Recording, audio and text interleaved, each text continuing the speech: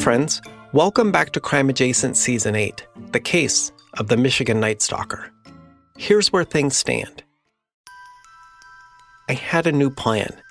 One that would take down local cyberbully Bill LaBoa, yes, but also the guy known as the Michigan Nightstalker, Tim Meeks. If this really was the same guy, he had not only murdered Allison Barnes on Saturday in Petoskey, but he'd also just tried to do the same thing to realtor Ebony Astor just minutes later. Then, that very night, he broke into Swanson's cabin and stabbed her. We couldn't chase after him, Sheriff Press and I, because Swanson needed help immediately. It was bad. And this is exactly how I hatched my plan, and why I also felt so guilty on so many levels.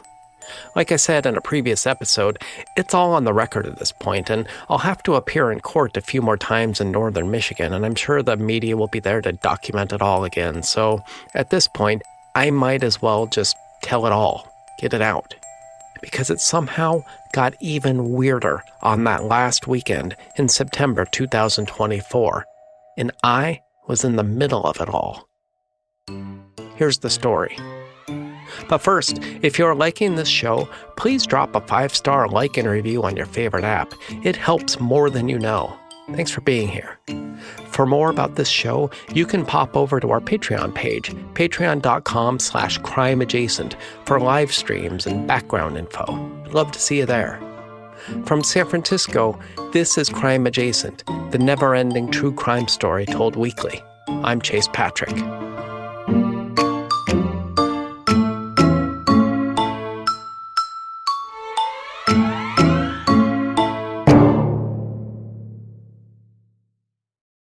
In 1994, in issue number 54 of the Green Lantern comic book, character Alex DeWitt was murdered and stuffed into a refrigerator. Why? As a plot point, basically. The main character, the new Green Lantern, Kyle Rayner, was going back and forth about his new powers and feeling sort of angsty and uncertain. But lo and behold, the main villain murders his girlfriend, DeWitt, and puts her in a fridge, literally stuffs her in a fridge, and voila, instant motivation for the male character. Now, this is not the first time it happened. Before this comic and this scene, it had already become a well-laid trope. A woman dies or is injured or sexually assaulted, and this provides the motivation for the male character's rage-fueled spree of revenge. These women, they're not afforded much backstory or character development. They're written into the text as a love interest and then, ultimately, motivation for some dude. In 1999, seeing this pattern play out endlessly, esteemed comics writer Gail Simone coined the term in the eponymous blog Women in Refrigerators, and she compiled a list of all the times this comic book trope played out, from Green Lantern to Spider-Man to Batman, you name it. If there's a male hero in need of motivation, you can bet there's a one-dimensional female character dying to provide it, so to speak. It's become such a common plot point and motivation strategy for male heroes that this term has a nickname, fridging. Or, here's the point where we put her in the fridge. You may have noticed this yourself, because the thing is, it's not just comic books. It's everywhere.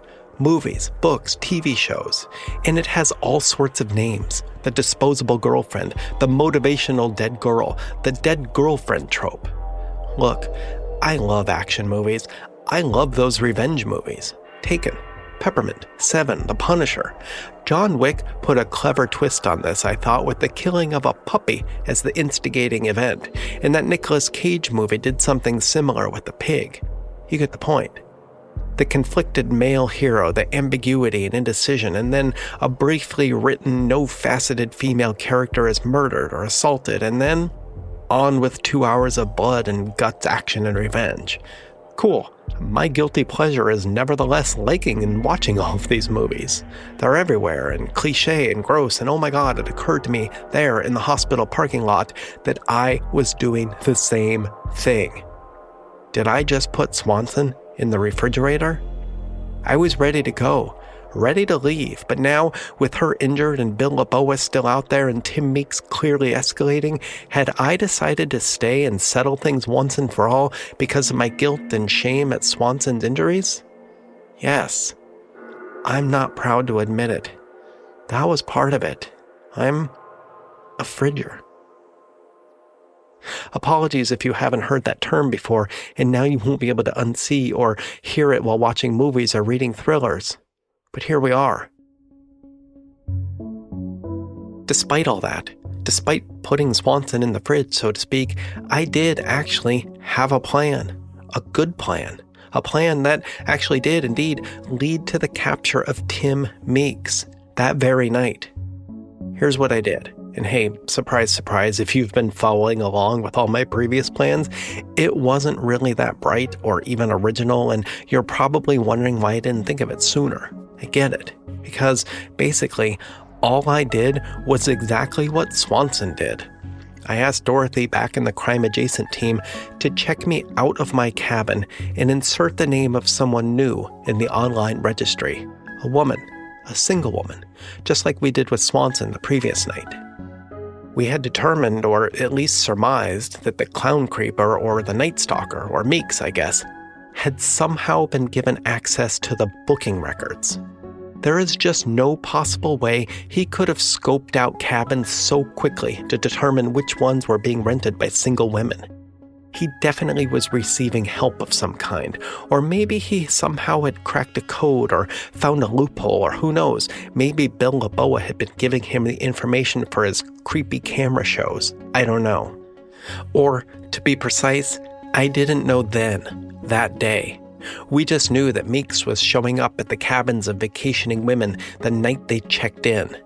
So, we made up another woman to lure him in. Dorothy, I later learned, wanted to name this fictional cabin visitor Stephanie Broadchest. Yes, after one of her favorite Bond characters, Vesper Lynd, who was given a formidable nickname for a case in Casino Royale. Fortunately, Dorothy settled on Cassandra Royal instead, which, pretty good allusion to a cool movie. Dorothy rocks. Just thought this was funny and a glimpse at the behind-the-scenes craziness of the show when we're not traveling for live shows or investigating cases. So that night, after checking out of the cabin and dropping off my rental car and going to get another different rental car under the name Cassandra Royal, just in case, I drove back to the cabin and quickly went inside. I hoped Meeks wasn't in the bushes at the time. That would have ruined the plan. And then, well, once inside, I waited and waited and waited. I made myself comfortable in the bedroom and turned off all the lights and got some shut-eye. This was 10 p.m. or so. I figured I had some time. This Nightstalker was, at the earliest, breaking into cabins around 3 a.m. and doing his creepy shoe thievery or watching before striking closer to daybreak in each case. So I did what I used to do in Force Recon. Sleep when you can. I arranged the bed just so, turned off all the lights, settled in, and set the alarm for 2 a.m. Plenty of time, I figured. I woke up at 1:30. He was already inside. I could hear him. Honestly, I could smell him. Tim Meeks had been hiding out in empty house after empty cabin, and clearly he was not using the showers in any of these locations. I could quite literally smell him from across the room.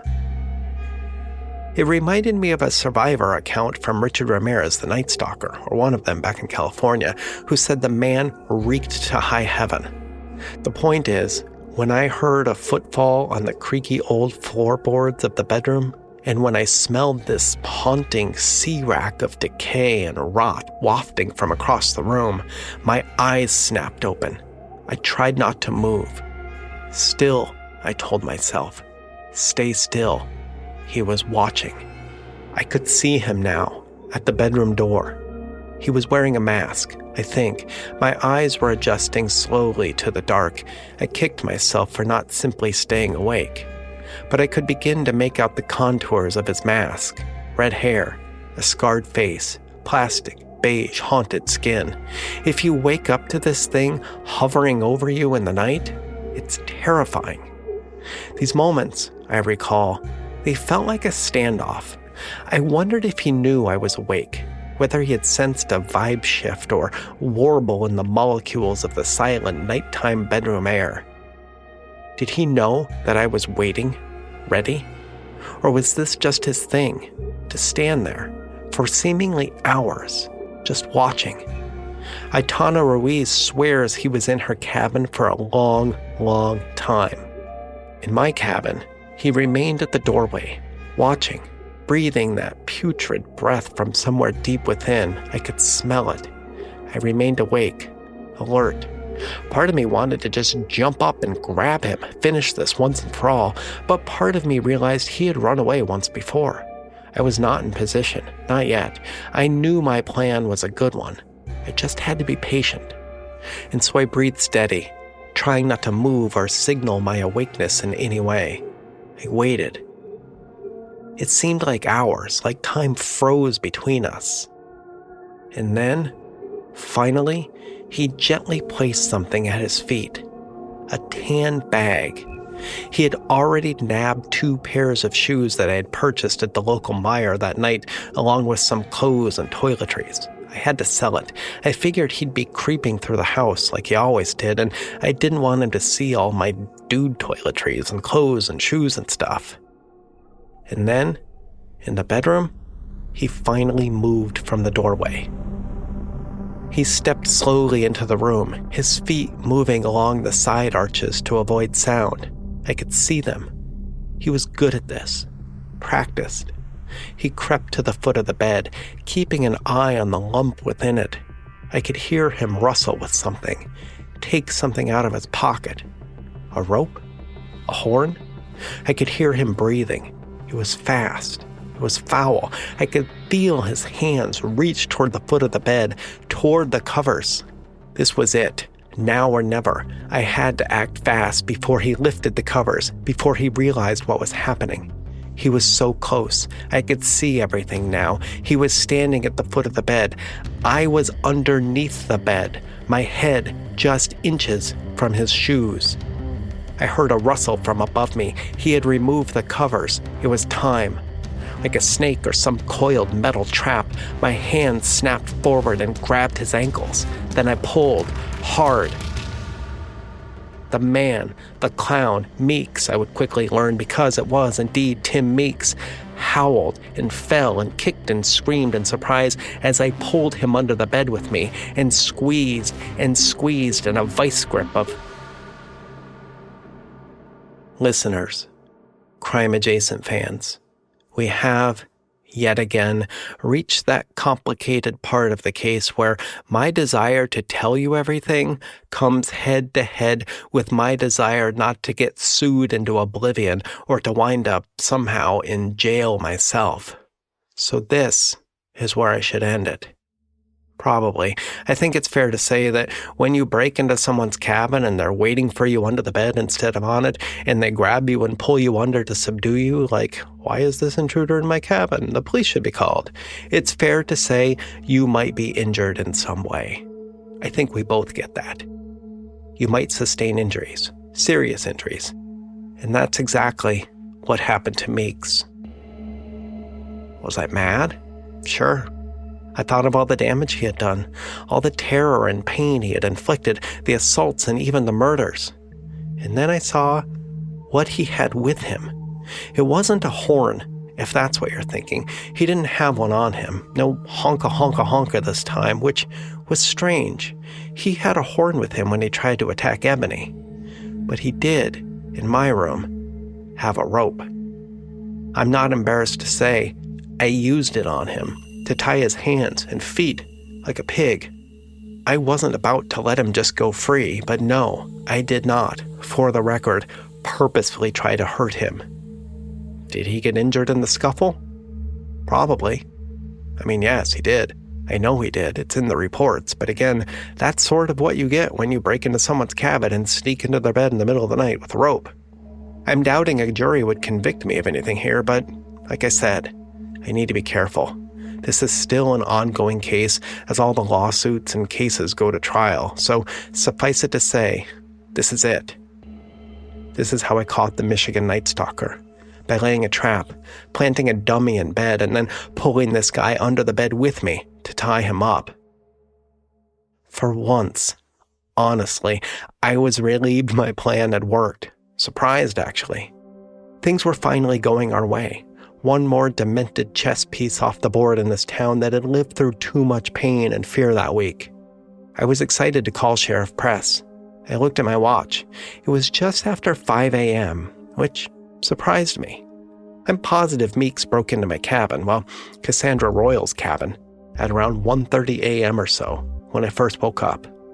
He then watched me, or the lump in my bed, for a long, long time. Was it really that long? To 5 a.m.? I'm surprised, shocked really, that he never realized the bump in the bed was just pillows and blankets and a couple hair extensions I had bought at Meijer with the clothes and the toiletries. But hey, it worked. I was happy. I called Press. It didn't seem like the kind of news to wait. I needed her to come and arrest this guy, to see that we had, at long last, caught this guy. The mask, the tan coat, the rope. It was him. No doubt it was all there. The phone only rang once. Press was clearly already awake. I said, "It's over. I got him." To be honest, I did, sort of, wait for a little attaboy, like, way to go. It's not every day you catch someone called a Nightstalker. But Press only said, "Tell me exactly when and exactly where." I filled her in about the cabin and Cassandra Royal and the plan and the bed and tying him up with his own rope. I said, "I'm looking at him right now. I've got him." Press said, "And you're sure he was with you all those hours, from 1:30 until now, and you're sure it's Meeks?" I told her yes, to all of it. He'd been here for hours, no doubt. I saw him, heard him, smelled him.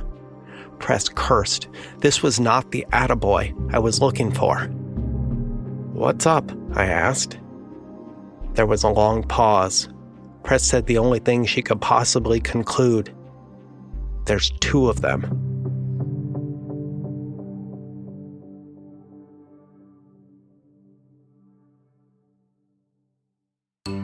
Next time on Crime Adjacent. Meeks confessed right away, or after a little magic interrogation by Press. He did it. He broke into all the cabins of all the women and rubbed their feet. He was sorry and scared and skinny as all get out, as if he hadn't eaten in days or weeks, as he hid in empty cabin after empty cabin, only to come out at night to stalk women in their beds and rub their feet. Press asked him, "But why the murders? Why Travers and Petoskey? Why move off the lake to kill Yuki and Allison?" Meeks looked up, thoroughly confused. "What murders?" Hey friends, keep an eye out for upcoming live shows. We'll be in Austin, Memphis, Detroit, Portland, Maine, Portland, Oregon, San Francisco, Los Angeles, Seattle. We're taking this show on the road in the coming weeks with new stories and new cases, possibly from your hometown. So stay tuned. From San Francisco, this is Chase Patrick with a reminder. It's not crime, it's crime adjacent. I'll see you next week.